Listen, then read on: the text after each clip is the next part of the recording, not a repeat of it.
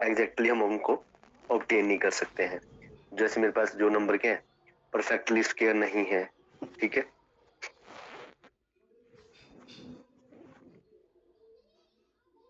Order of thirds, जैसे for example मान लेते हैं let p be a rational number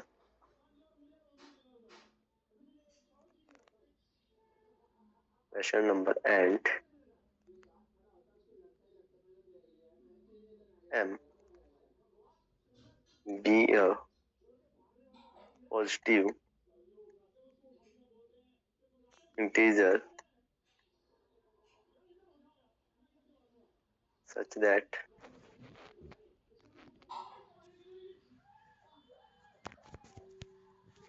m is irrational,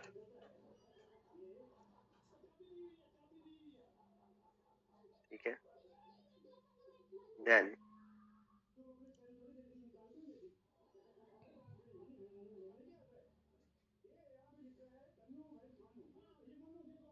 under root p m, तो हम इसको पढ़ सकते हैं is called third of mth power, ठीक है। कि मेरे पास क्या है, थर्ड ऑफ mth पावर। हमने पढ़ा था, मैंने बोला था कि हमारे पास यहाँ पे अंडर रूट 2 में क्या अंडर रूट लिखते हैं, अगर यहाँ पे 2 लिखा हो तो अंडर रूट आएगा, 3 लिखा हो तो क्यूब रूट आएगा, ठीक है। जैसे फॉर एग्जांपल जैसे 7 1/2, इसको कैसे लिखते हैं हम, अंडर रूट 7, ठीक है। अगर 6 रेस्ट पावर 1/5, यहाँ पे 2 आ जाएगा पावर में, और यहाँ पे इसको लिखना चाहे 6 को तो आ जाएगा ऐसे, थर्ड ऑफ फिफ्थ ऑर्डर। इसको क्या बोल सकते हैं हम, थर्ड ऑफ फिफ्थ ऑर्डर। हाँ जी, क्लियर है इतना सभी को? Yes sir. Rules of third,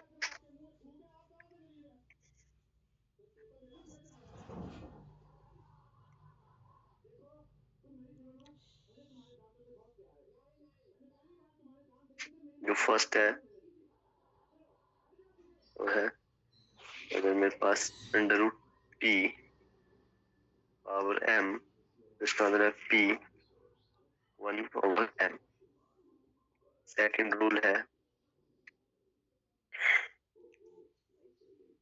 p q power m, तो इसको कैसे लिख सकते हैं हम लोग, p m into q m। Third rule है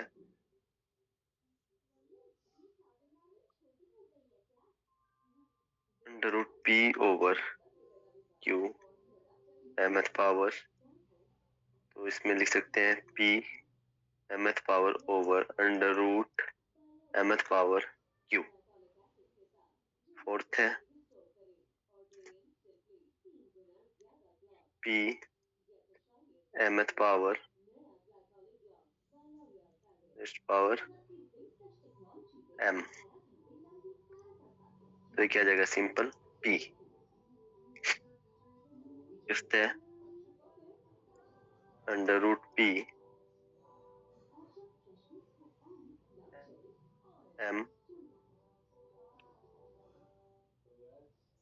m रेस्ट पावर n, तो क्या बन जाएगा p 1/m rest power n, तो क्या बन जाएगा p rest power 1/m into n, तो बन जाएगा p rest power n/m।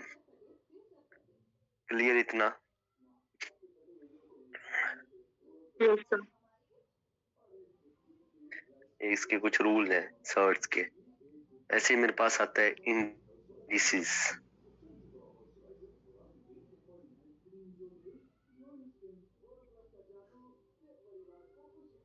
Indices n times तो उसको क्या बोलेंगे nth पावर ऑफ p, और इसको रिटर्न एज क्या करेंगे p रेस्ट पावर n। बोलते p को क्या बोलेंगे हम बेस, और nth क्या बोलेंगे इंडेक्स ऑफ द पावर। ठीक है, यहाँ पे देखो ये है, जैसे a है आपके पास p रेस्ट पावर n, तो p क्या है मेरे पास बेस, और ये क्या आ जाएगा index of power, index of the power.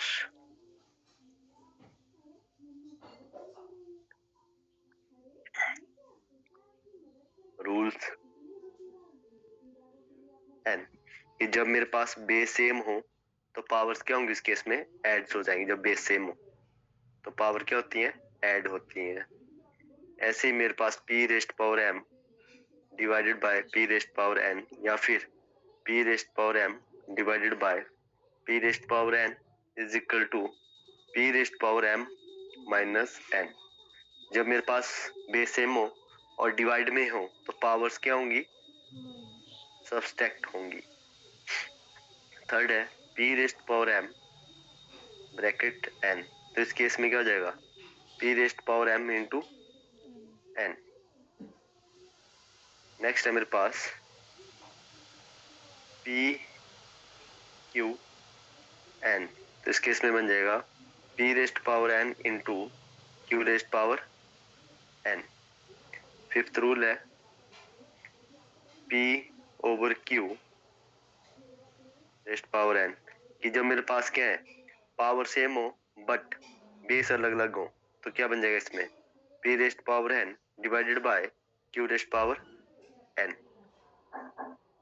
Next है sixth p rest power 1 sorry p rest power 0 is equal to 1, कि किसी भी नंबर की पावर ऐसे है simple p rest power n is equal to 1 होगा, नहीं सॉरी किसी भी नंबर की वैल्यू, जैसे p की वैल्यू यहाँ पे होगी 1 2 3 4 एंड अप टू इनफाइनाइट, किसी भी नंबर की आपके पास पावर अगर क्या हो 0 हो तो उसका रिजल्ट क्या रहेगा 1। p rest power minus n, ये तो आपको पता है ये इनवर्स में जाके पावर प्लस हो जाएगी, या ठीक है, या मेरे पास 1 over p rest power n है तो क्या बन जाएगा ये ऊपर जाके क्या डिनोमिनेटर से न्यूमरेटर में जाके इसकी पावर क्या हो जाएगी माइनस हो जाएंगी। हाँ जी क्लियर है इतने रूल्स है।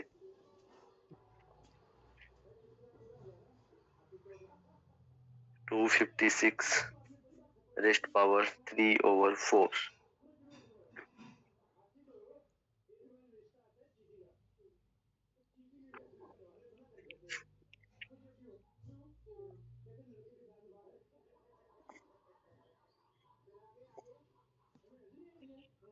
टू 7 जा 2 8 जा 2 8 जा 2 9 जा, सॉरी गलती हो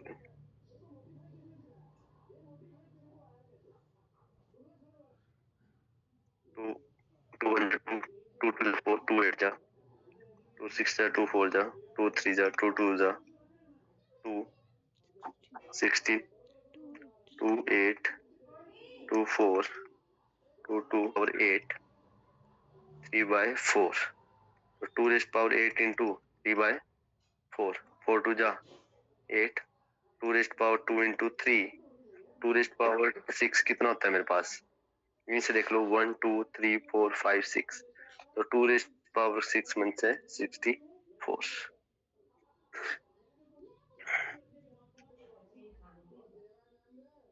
one 1024 rest power minus 3 upon 10, ऐसे हुआ minus 3 upon 5, 2 rest power 10 into minus 3 upon 5, 5 2 जा 10, तो मिल जाएगा 2 रेस्ट पावर माइनस 6, तो 1 upon 2 rest power 6, 1 upon 64।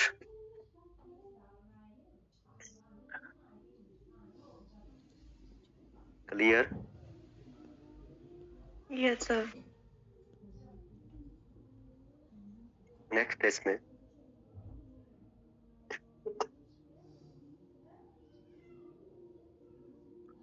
to arrange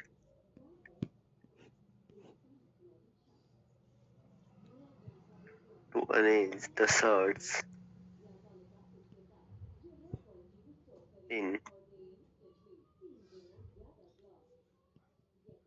increasing or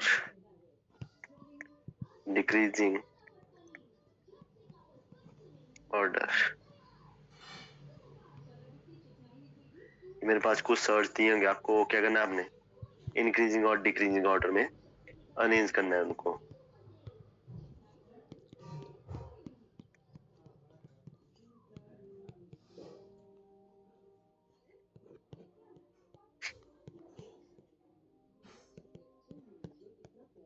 जैसे क्वेश्चन है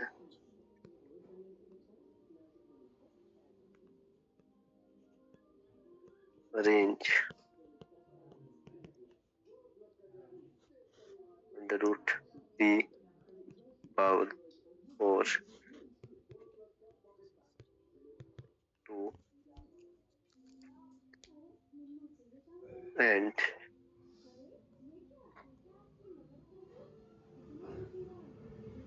6 in the decreasing order। 4 3 and 6 का इनका एलसीएम आ जाएगा। जो पहला स्टेप रहेगा, जो मेरे पास अंडर रूट के बाहर जो पावर है उनका एलसीएम लेना है मैंने। First of all take the LCM of and make the denominator of the power same. ठीक है, अब मैंने एक चीज आपको बोली कि मेरे पास ये है, तो हम इसको कैसे लिख सकते हैं, 3 रेस्ट पावर 1/4 ऐसे लिख सकते हैं ना। अंडर रूट 2 रेस्ट पावर 3, तो इसको लिख सकते हैं 1/3 and under root 5 rest power 6 था, तो इसको लिख सकते हैं 1/6। जो मेरे पास फर्स्ट स्टेप रहेगा वो क्या रहेगा कि हमने जो पावर है उनके डिनोमिनेटर सेम करने हैं सभी के। ठीक है, तो कैसे होंगे, इसको मैं 3 से मल्टीप्लाई कर दूं, बन जाएगा 3 रेस्ट पावर 3/12। इसको करना पड़ेगा 2 1/3 4 से, तो क्या बन जाएगा, सॉरी यहीं पे कर देते हैं 4 से, 4 से क्या तो बन जाएगा 2 रेस्ट पावर 4/12। इसको करेंगे 2 से, ये बन जाएगा 2 रेस्ट पावर 2/12। सर यहाँ 5 होगा 2 की जगह लास्ट में। अच्छा सॉरी 5 अंडर रूट 5। ठीक है, अब सभी के बेस इनके डिनोमिनेटर सेम हो गया ना। ठीक है, अब देखो 3 रेस्ट पावर 3 का मतलब है अंडर रूट 3 3 जा, मतलब 3 के पावर 3 टाइम 3 3 जा 9 3 जा 27 rest power 12। Next 2 rest power 4 का मतलब कितना होता है 16 पावर 12। 5 5 जा 25 रेस्ट पावर 12, क्योंकि देखो अब सब इक्वल हो गए। ठीक है, तो सबसे पहले कौन सा डिक्रीजिंग ऑर्डर में सबसे पहले आएगा बड़े वाला, तो under root 27 rest power 12, then under root 25 rest power 12, then under root 16 rest power 12। तो सबसे पहले कौन सा नंबर आएगा, under root 3 rest power 4, then under root 5 rest power 6, then under root 2 rest power 3। जी क्लियर है।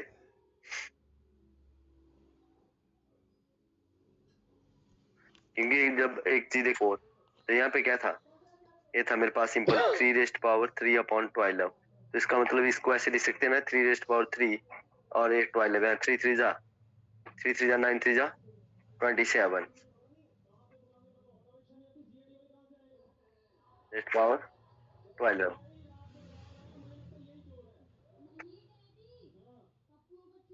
क्लियर है इतना। 4 अंडर रूट 3 हाँ जी, फिर 12 ये अंडर रूट 25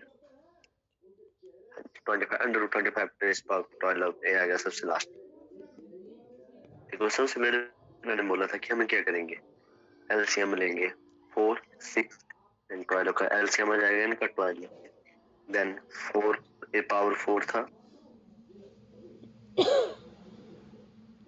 4, इसको कैसे लिख सकते हैं 3 रेस्ट पावर 1 अपॉन 4 मल्टीप्लाई किया 3 से 3 तो बन जाएगा 3 rest power 3 upon 12 means 27 rest power 12। Then next है 10 6, इसका मतलब है 10 रेस्ट पावर 1/6 इंटू 2 से क्या 10 रेस्ट पावर 2 अपॉन 12 ये बन जाएगा under root 100 rest power 12। Then 25 12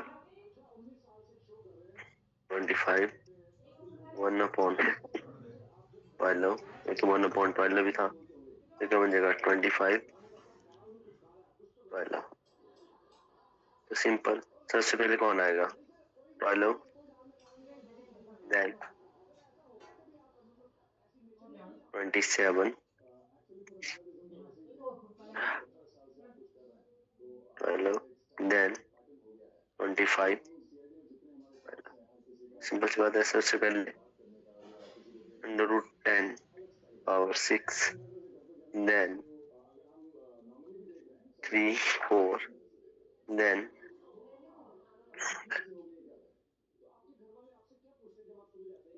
25 जी क्लियर है सब ऐसा अंडर रूट 125।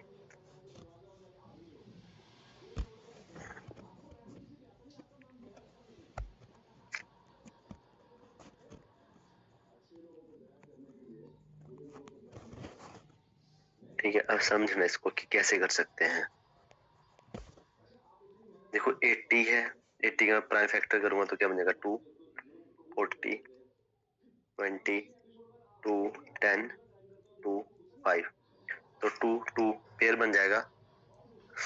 ये सिंपल सी बात है ऐसे बनेगा कि under root 2 into 2 into 2 into 2 into 5 तो 2 2 ये बन जाएगा 4 अंडर रूट 5। हाँ जी क्लियर है इतना। Yes sir. तो हम 80 को कैसे लिख सकते हैं 4 अंडर रूट 5 प्लस नेक्स्ट 245 है 245 को कैसे लिख सकते हैं 245 के प्राइम फैक्टर करने देख लेते हैं 2 से होगा नहीं 3 से नहीं होगा 7 7 7 5 जा 5 तो ये बन जाएगा 3 इंटू 7 अंडर रूट 5। क्लियर इतना। माइनस 5 ये तो 5 5 5 ही आएगा 5 5 जा 25 25 5 जा 125 तो बन जाएगा 5 अंडर रूट 5 तो ये बन जाएगा 4 under root 5 plus 21 under root 5 minus 5 under root 5।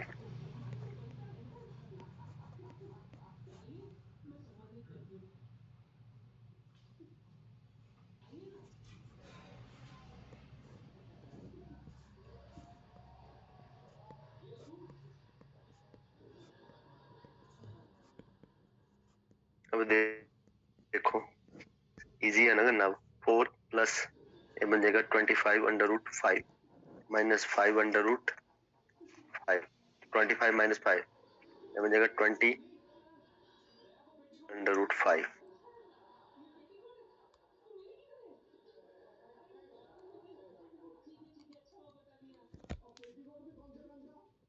तो इक्वल बनाना है सभी का तो क्या बन जाएगा एलसीएम 6 मतलब डिनोमिनेटर 6 बनाना है सभी का तो बन जाएगा 3 raised upon 6 3 upon 6 next under root 6 6 6 raised power 1 upon 6 तो इंटू 2 से क्या 2 से क्या तो बन जाएगा 6 रेस्ट पावर 2 अपॉन सॉरी ये तो पहले ऑलरेडी 6 है ये तो 6 में ही है पहले तो बन जाएगा 6 1/6।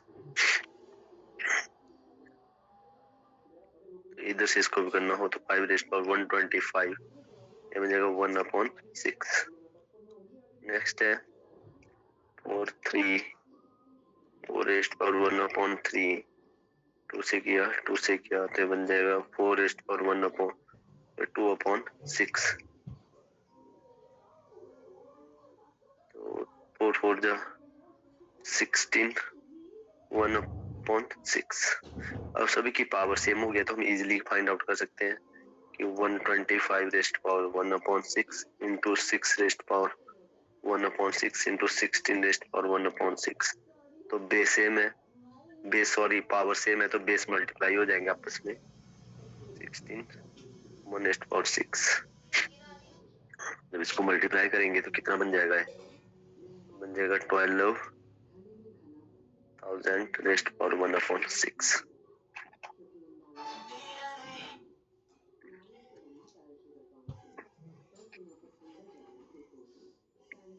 क्लियर है? 12 into 4⁻2/6, 3 into 2⁻3/6। तो 3 से 4 कट जाएगा, 3 4 जा 12, 4 4 4 जा 16⁻1/6 अपॉन 2 2 जा 4 2 जा 8 8⁻1/6। ये कुछ ऐसे बन जाएगा। तो नेक्स्ट स्टेप में 4 बाहर 16/8⁻1/6 लिख सकते हैं ना, क्योंकि हमने पढ़ा था P/Q⁻n, तो P/m P/n/Q⁻n। इंडिसेस के फॉर्मूले में पढ़ा हमने। मेरे पास 8 2 जा 16, 4 2⁻1/6, तो बन जाएगा 4/6 √2। ये आंसर आ जाएगा मेरे पास।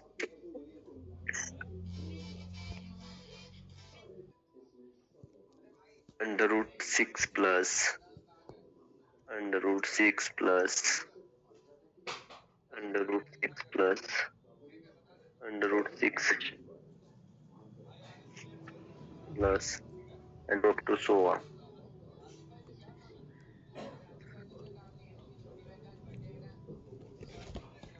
हम बताएंगे इसका आंसर क्या आएगा। ये किया था, मैंने करवाया था जब पेपर था आप लोगों का केवी का, उससे पहले करवाए थे मैंने क्वेश्चन।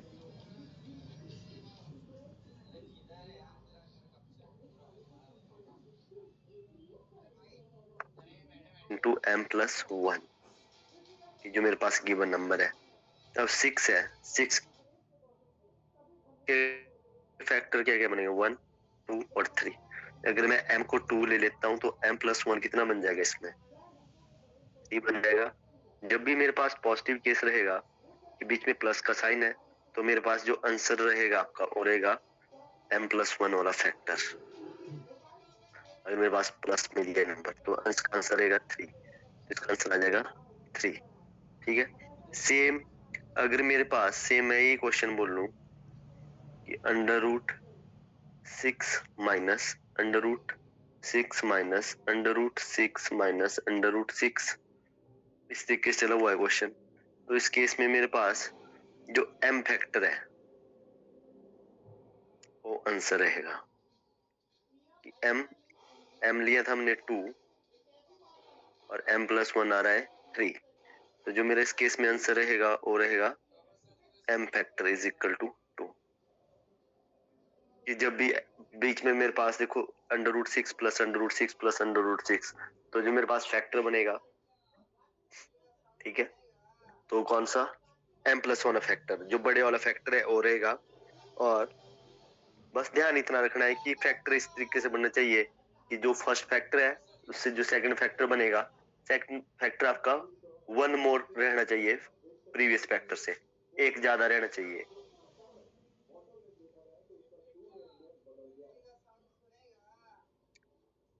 जैसे क्वेश्चन है फाइन the value of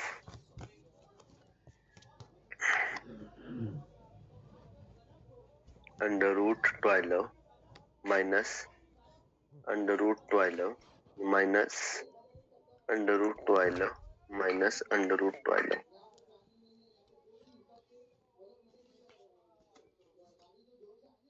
तो क्या बनेगा इसमें आंसर?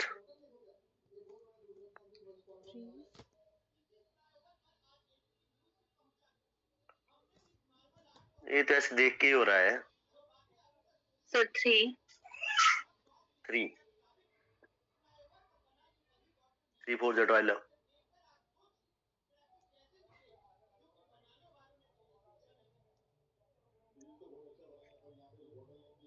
12 के फैक्टर 3 4 ए m और ए m + 1। ठीक है, जब भी माइनस का केस होगा तो मैंने बोला कि m वाला फैक्टर आंसर रहेगा, 30 में आंसर रहेगा। हाँ जी, क्लियर इतना सभी को?